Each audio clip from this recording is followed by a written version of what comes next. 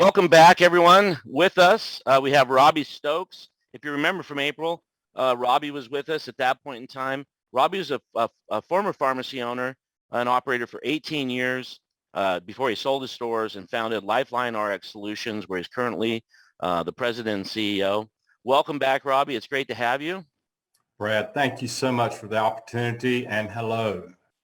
So, Robbie, you and I we got back together last month at Lisa Faust's Diversify RX Pharmacy Profit Summit. Had some great conversations about cash flow and using data to make decisions. I think you and I really spent hours talking about that. And I wanted to have you back so that we could talk. Your presentation in April was a big hit. I know you had a number of calls, to talk about your solution. And I want to give you just a moment to tell a little bit about that for those people that weren't here in April. And then we're going to get talking more about cash flow and using, data. Sure. Thank you, Brad. Robbie, and what we talked about back in April was your pricing tables and where they come from, and are they for you? What we do is we do an analysis of your business. We establish if there's something we can do to optimize the revenue per script at adjudication. We've had several clients, Brad, as a result of Climb, and they are up and running, our testimonies. So if you're not confident that you're not leaving money on the table at the time of adjudication, you want a free analysis to just look at your pricing tables to see if they're for you. And when you had them installed, when you put your system in, or if you acquired a store, where did those tables come from, and how did they know what your mix was? And how many times has your cost of goods gone up since that system's been put in? So something to look at.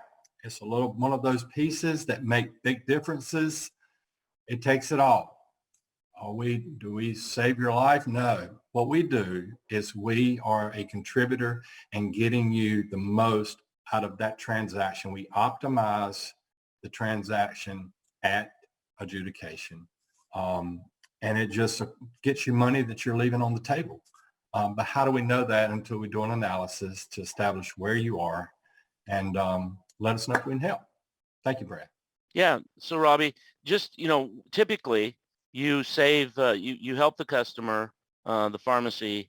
What's the average dollars we're talking about, or percentages here? Actually, good question. We're seeing now anywhere from $1.35 to $1.50 more per script. So do the math real quick. How many you fill in a month times 135? Let's be very conservative there, and see if that makes a difference in your store. Would that help you with cash? I think you're going to find it does. And so we look at that and we say, after I do the analysis, if I can help you, we guarantee that we'll achieve 90% of that, or you get your money back. That's how confident, that's how we know it works. Let us know if we can help. Yeah, that's great. And I know that a number of those people that did, contact you have already told me how much it's helped. So we know it's working. And I appreciate, the opportunity to pitch this a little bit as well. But we're here to talk also, about cash flow in general and using data. And so let's kind of start there. When I'm talking to clients and when we're demoing, we're talking about, we pitch right off using data. And then we talk about, inventory management and loyalty programs and all these things. And and in Climb, we talk about doing things like sending out periodically thank you notes to your best customers and calling them about new medications. All these things, though, take time, right? They take time. They take a commitment. And so, what do you say to pharmacies about that part? I mean, you ran a pharmacy for 18 years. I did. That is a great topic.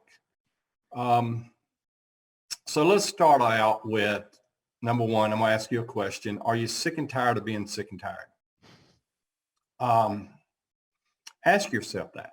And most of you are going to say, yeah. Do we want to implement programs that increase revenue? Are there programs out there? Which ones do we choose? But until you sit down, I'm going to give a plug here to Adam Robinson. They call him the workflow whisperer. And we all, I don't care how many stores you have or how busy you are, we all as owners need to sit down and somebody needs to tell us what we look like to them. So we're busy being busy. We're busy working in the business. We're busy implementing programs, but we don't sit down and do it to its full potential. We dabble in it. We dabble when we implement programs. And I know I'm harking on that, but unless you're ready to make a change, let me tell you, I'm going to say this, we can dub this out if we have to. Status quo is like sin. It's going to take you further than you want to go. And if you keep on doing the same old thing, you know the cliche, you're going to get the same results. Pharmacies now are busier than they've ever been because they're having to do more for less. But there are avenues, Brad, to change all that. There are so many programs. We just left that conference that you and I were at. And if you didn't leave there, I'm seeing now, we got our own private page. I'm seeing people implementing little things that don't hurt and don't cost money, but they made a decision to make a change. So let's talk about your program for a moment. Well, before we move on to that, I do want to, there's a book, E-Myth Revisited. Yeah. And you mentioned working in the business. And in that book, which every business owner should read, they specifically talk about that, working in the business versus working on the business. Yeah. And in the example in that book, they talk about the lady in the book has a pie baking business. She made great pies. And they talk about stop baking the pies and let somebody else bake the pies. Stop working in the business and work on your business. And I think that's an imperative. It's very difficult. I mean, I know I find that difficult for myself because I think we all have those little things that we really enjoy doing. And sometimes working on the business is not as much fun as working in the business. That's right. So, and the biggest hurdle for me is that I didn't feel I could afford it. How many times do we hear that? You can't afford not to. Right. Let me just a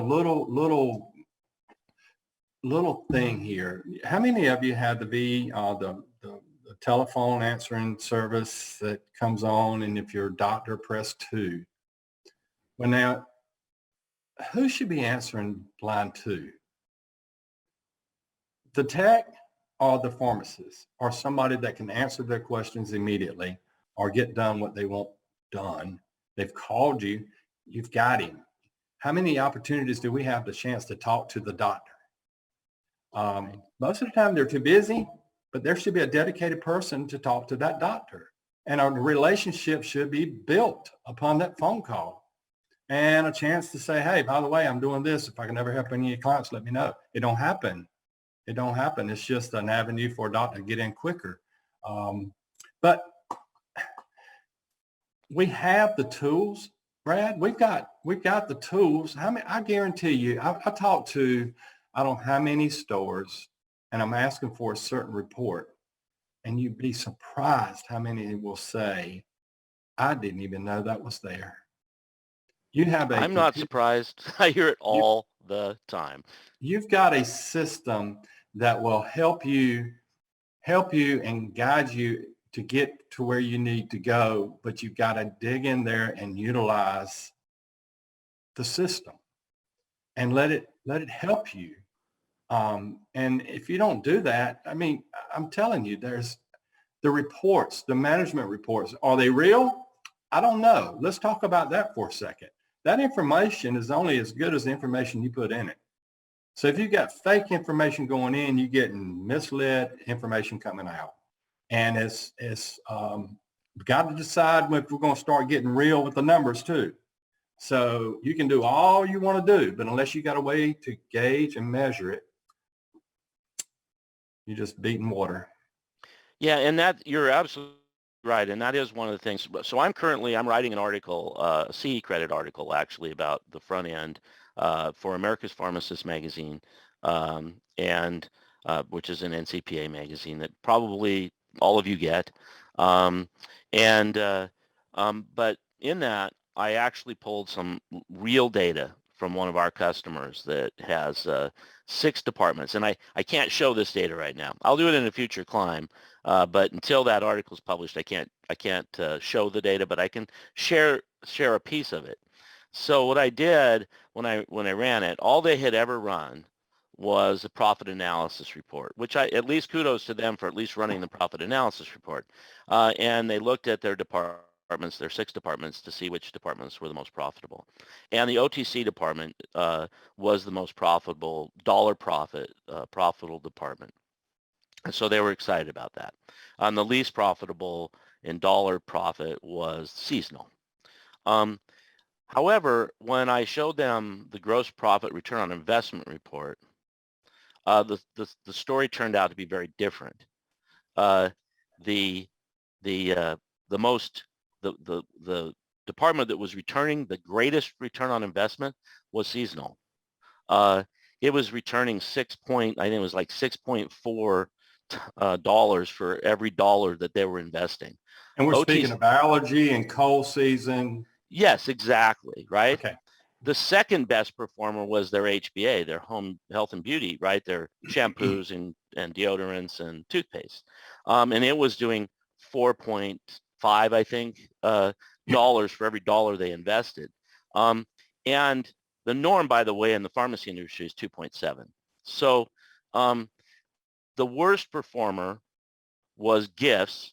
It was only returning 64 cents for every dollar they were investing. So it was a big loser. But OTC, which had the most dollar profit, was only returning $1.60 for every dollar they were investing. When you see the numbers from that perspective, that's all about cash flow. I mean, Yes. that is hammering your cash flow.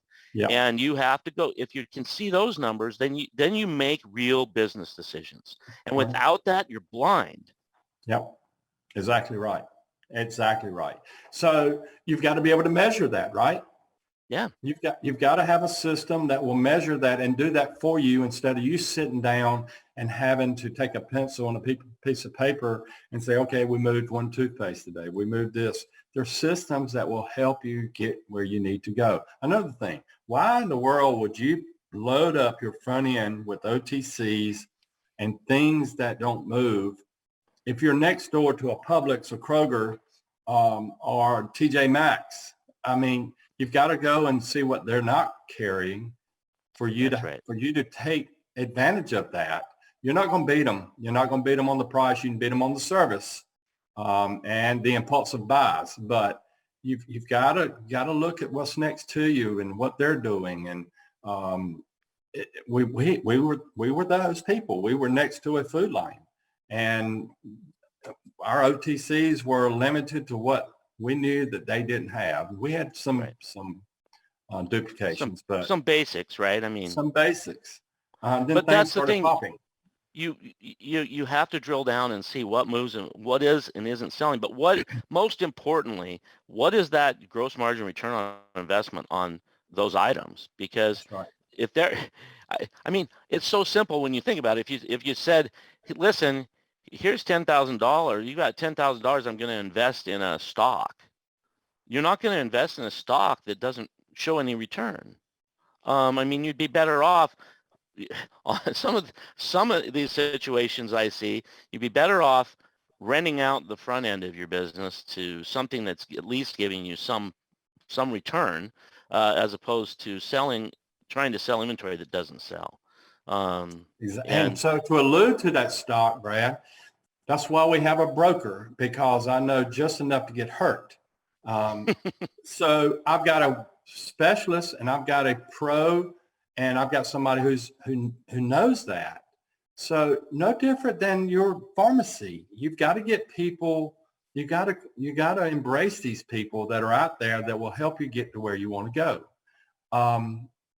Look, can I shift gears on you just a second? Absolutely. So we go in here and we put, let's use vitamins, nutraceuticals, okay? So I just got this great idea. I think I can make 50% margin, some 100 vitamins. So let's load the store up. So we go and load the store up with vitamins because it really looks good. Nobody else in town's selling vitamins like this. I always go back to a fellow pharmacy owner in a neighboring town that was adjoining us, probably 20 miles from my store. He was the authority on vitamins and compounding. He did a radio show every morning and talked about something that was on that shelf. He became an authority. You got to brand yourself. You've got to set yourself apart from the other competition in town. What is that? What is it? Hormone replacement therapy? Is it vitamins? But not only that, you've got to train your staff to do it for you and you not have to do it. You've got to sit down and embrace that. And how are we going to do this? But you got to get people involved that can get you where you need to go. He was great. Everybody knows him. And I'll go ahead and say his name. Gary Glisson was his name. And it still is his name, by the way. And he was the man. He was the go-to person. So the takeaway from that is that you've got to become the authority and you've got to brand yourself with something. Absolutely. And I think that, that really is, you build on the fact that farm still in the top three most trusted professions annually, usually number one, but build on that. People trust what you're going to say. And I think that, but you're only one person again. So you need to do the things you were just talking about, training your staff, having a plan, trying to replicate yourself through, training of your staff and giving them the authority and the empowering them to be able to do some of the things that you can let them do and need to let them do to free up your time to work on that business and to work more closely with your patients. Absolutely. So what about the tools that are available, Brad? Let's talk about what do you do with it after you get the numbers? Do you know what it should be? Do you know where you need to go? Data's great, but if you don't know what to do with it, where are you? No, absolutely. I think, and I think we all struggle with this. We talk about this. We do quarterly metrics reviews here at RMS, and and sometimes the metrics you have to look at have changed because of a problem that you've recognized. Yes, you can get buried in numbers, but there is a number in the pharmacy world that is incredibly important, and that number is gross margin return on investment. Absolutely. And that is the most telling number, and really the most important number that you can go with to establish how the departments in your pharmacy are operating. And if you find a department that isn't operating well, that's below the national average of say 2.7, then you drill down and you start looking at what's under that department. And it's, again, all of this is very dependent on something you said earlier. The database, is your database clean? Did you give it some thought, or are you giving it thought and keeping it up to date? Getting ready to step on some toes now. So when you just said that and you give them the benchmark and the national average, what I get a lot is, well, that's a bigger city. We're not like them. that will never happen here. Uh, Understand it's a benchmark. It's a rule and guide to get you where you should be, because within that national average are pharmacies like yours. So Yep. do you reach that goal? You got to decide and figure out where you are to see if you can get to that goal. One thing about it, if you don't make a step and an initiative to do so, you never will. You never will. Right. Well, and by the way, the data from the pharmacy that I have in this article, when they actually saw this for the first time and they went in and actually started working on their OTC and their gifts, they were able to exceed the 2.7. They're Mm, more at like 3.3, and that's terrific. But it was based on looking at data. I mean, it's a terrific success story.